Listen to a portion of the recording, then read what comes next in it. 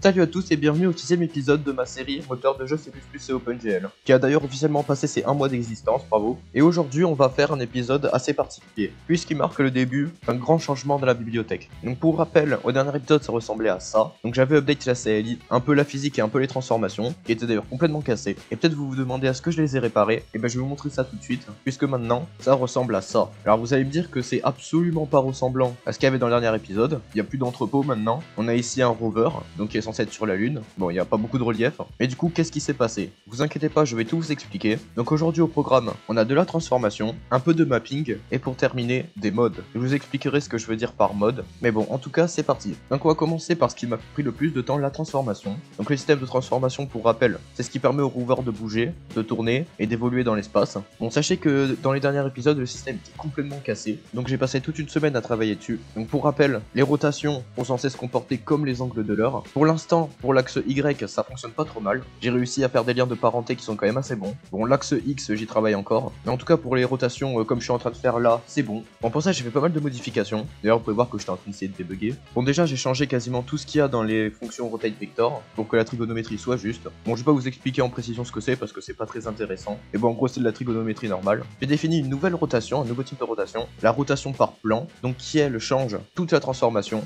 Donc la position des parents. Par exemple, si vous tournez comme ça, c'est grâce à elle que l'enfant va bouger. Et j'ai mis une autre rotation que je sais pas comment je vais la truc encore. Donc la rotation normale de début, elle est juste ici. Et bon, bah ça c'est juste graphique, hein, c'est juste une rotation graphique. Donc autour des axes absolus. Parce que la rotation de plan change aussi les axes. Donc devant, derrière, tout ça maintenant, c'est selon la rotation de plan. Bon, j'ai un petit peu modifié aussi tout ça, comme vous pouvez le voir. Avant c'était des fonctions mathématiques que même moi je comprenais pas. Là au moins c'est mieux et c'est plus juste. Et un petit truc à rajouter quand même, c'est que la rotation de plan ne tourne pas au milieu de l'objet, mais autour d'un point d'ancrage. Donc inspiré de Unity. Donc en sachant qu'en plus c'est la même chose pour les rotations. Si le parent tourne, alors l'enfant va tourner autour du point d'ancrage du parent. Donc c'est pour ça que si je tourne comme ça, vous pouvez voir que ça tourne normalement. Puisqu'effectivement il faut modifier et la position et la rotation pour faire ça. Et ça j'ai beaucoup galéré à le calculer, surtout s'il y a beaucoup d'enfants. Donc au moins avec le point d'ancrage c'est plus simple. Donc ça permet aussi de faire à ce que le rover puisse tourner sa tête sans trop de problème. Ça offre une transmission correcte des mouvements aux parents. Et donc au final, bah, c'est mieux. Bon, c'est un peu brouillon ce que je vous dis, tout simplement parce que même moi je suis pas sûr de comment ça va fonctionner à la fin. Avant de faire la documentation, j'attends d'avoir entièrement fini parce que c'est un format hardcore à faire. D'ailleurs, si vous vous demandez ça ce que c'est un bras robotique qui est un petit peu cassé. Bon, ça j'essaierai de résoudre ça pour le prochain épisode. Bon, c'est tout pour les transformations. J'ai passé ça assez vite alors qu'en vrai ça a pris beaucoup de temps à faire parce qu'avec les calculs et tout ça c'était compliqué. Mais bon, en tout cas, ça rend les animations beaucoup plus simples maintenant.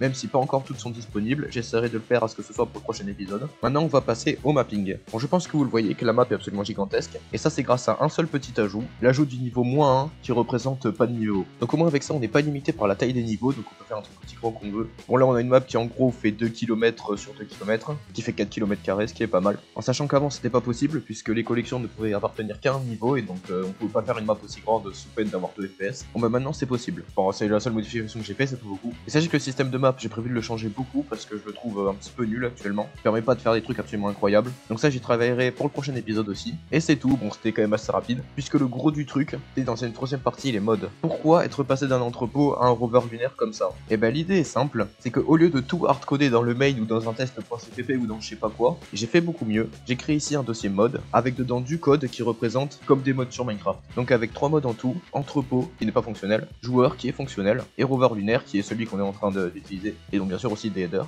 Et donc l'utilisation de mods comme ça, donc bien sûr qui doivent être facilement switchables, et ben ça va permettre de faire beaucoup plus de trucs. Moi qui aimerais commencer à faire des animations 3D un petit peu plus stylées pour les poster sur Insta et TikTok et peut-être sur YouTube aussi, et ben c'est cool. Donc dans le cas du rover lunaire, vous avez tout le code dans lunarrover.cpp. Donc j'ai créé une namespace pour faciliter un peu le tout. Donc vous avez une classe rover, donc qui représente le rover. Bon, avec tous les trucs d'un véhicule classique. Je rentrerai pas dans les détails aujourd'hui puisqu'il est pas encore totalement bien fait. Plus des fonctions qui permettent de charger la map, de mettre la map et une fonction run. Du coup dans mon main.cpp, bon il y a toute cette fonction là que j'ai utilisée pour faire un post Instagram la semaine dernière et que j'ai pas encore supprimé. Et théoriquement vous avez besoin que d'une ligne de code. Bon, il y a SRAND aussi parce que voilà. Et avec tout ça, vous chargez juste le mode en fait et ça tourne tout seul. Bon, ça permet de tout rendre plus facile. Petite dédicace d'ailleurs au prénom du rover, du Bull. C'est un ami à moi qui m'a dit de l'appeler comme ça, j'espère que ça vous plaît. Ça permet de mieux découper le code aussi et ça vous permettra vous de créer des choses si vous le voulez. Bon, avec la documentation actuelle, vous ferai pas grand chose, mais dès que ce sera mieux, donc dans quelques mois, là vous pourrez faire des trucs stylés. Bon, j'ai certainement prévu de changer de mode pour le prochain épisode, puisque bon, pour l'instant, le mode rover lunaire, qui est le premier mode d'ailleurs, est très expérimental, et pour être honnête, je pense qu'il durera pas très longtemps, ou pas d'ailleurs, je sais pas. Mais en tout cas, j'aimerais bien faire comme Minecraft, donc des systèmes de mode assez complexes, et aussi de pouvoir entrelacer les modes entre eux. Par exemple, j'ai créé un mode player.cpp qui permet de donner un meilleur contrôle de la caméra, donc pareil dans une namespace, avec un truc caméra handler, donc qui rend le tout plus simple, et Lunar Rover utilise le mode player. Donc je pense que vous voyez un petit peu le délire, et vous voyez un petit peu les dingueries qu'on peut faire. Donc en tout cas, c'est quand même assez cool. Bon, après ça, quand même quelques notions honorables, en sachant que j'ai rajouté quand même pas mal de petits trucs, mais un truc assez important, c'est cette fonction count, donc qui permet effectivement de count des choses, mais ne pas utiliser un std count, mais plutôt une fonction, donc du coup je peux mieux la moduler et faire du debug plus facilement, donc bon, ça c'est cool. Et donc je crois que c'est tout. Donc bon, du coup c'est tout pour cette petite vidéo, j'espère que vous aura plu. Si c'est le cas, n'hésitez pas à lâcher un pouce bleu, à vous abonner, tout et tout. Je voulais absolument vous introduire la notion de mode aujourd'hui pour pouvoir commencer à en faire plus, parce que bon, le rover lunaire, pour être honnête, c'était qu'un test, mais mon objectif, ça serait de faire, bon, pas des gros modes, hein, des petits modes, mais qui représentent des trucs quand même assez stylés, genre des fusées, des trucs comme ça, ce qui est pas impossible à faire. N'hésitez pas à donner des suggestions de modes si vous en avez dans les commentaires. Bon, pour le prochain épisode, du coup, à part la transformation, je sais pas ce qui va être sûrement fait. J'ai une petite idée en tête, mais je vais pas vous dire pour l'instant, je vous montrerai au prochain épisode, et bon, on verra si ça se fait ou pas. D'ailleurs, petit détail, les trucs du mode rover sont stockés dans l'asset, parce que pour l'instant, j'ai pas encore prévu de séparer les assets du mode et les assets généraux. Je sais pas si je le ferai pour être honnête, on verra. Mais bon, bref. Donc, moi, je vous souhaite une bonne journée, une bonne vie, une bonne réalisation de rover lunaire, et sur ce, je vous dis à plus.